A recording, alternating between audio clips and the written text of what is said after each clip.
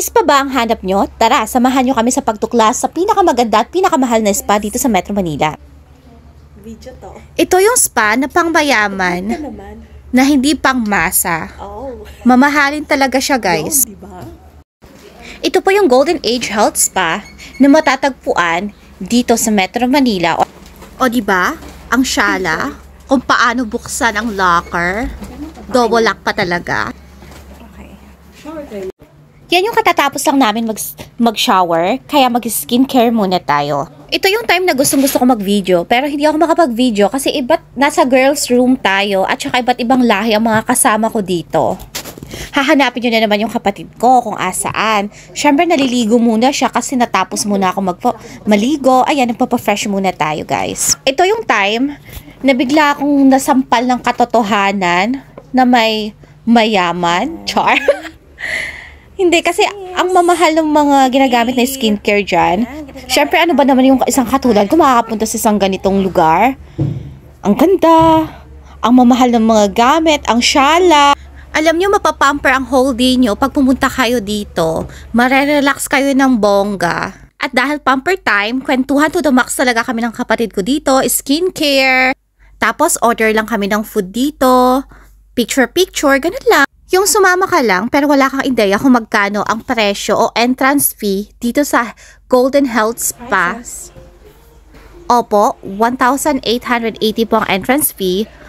Tapos cashless po ang tip dito. Pinakamaliit nilang tips, sa ear lang yan kasi nagpalinis kami ng ear is like 100.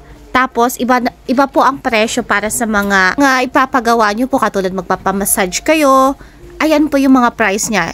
Iba't ibang price po siya. Opo, medyo pricey po talaga siya. Kahit ako, hindi ako makapaniwala bakit ang mahal niya. Pero maganda siya, lalo na kung gusto niyo ng relax, makakapag-relax kayo ng bongga dito. Ito yung package na kinuha namin ng kapatid ko. 3,138 each po yan. Kasama na yung massage na gagawin mamaya pagkatapos namin ng jacuzzi with petals, with bubbles na rin po siya. Balak sana namin uminom ng wine ng time na yan. Kaso sabi ko sa ate ko, sige, later na lang. Total, medyo full pa naman ako eh. Yan yung time, nakakatapos ko lang mag-jacuzzi. Nauna na yung ate ko. Nagmerienda muna ako habang nag-aantay ako sa therapist. Relax, relax. After my merienda, ginaid na nila ako ng staff dyan papunta sa massage area.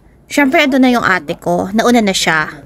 Nagmerienda kasi ako, kaya nauna na yung ate ko. Tapos, yung nagmamassage sa kanya, Thailander.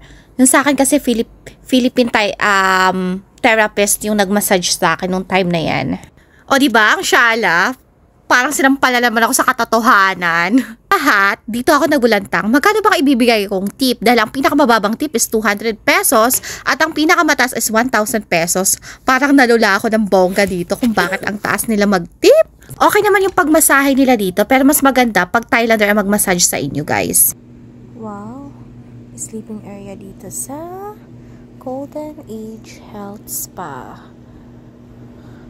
Ang syala. Tahimik. Ito yung time na nagpa-air cleaning kami ng kapatid ko. 800 pesos each, tapos may tip pa siya.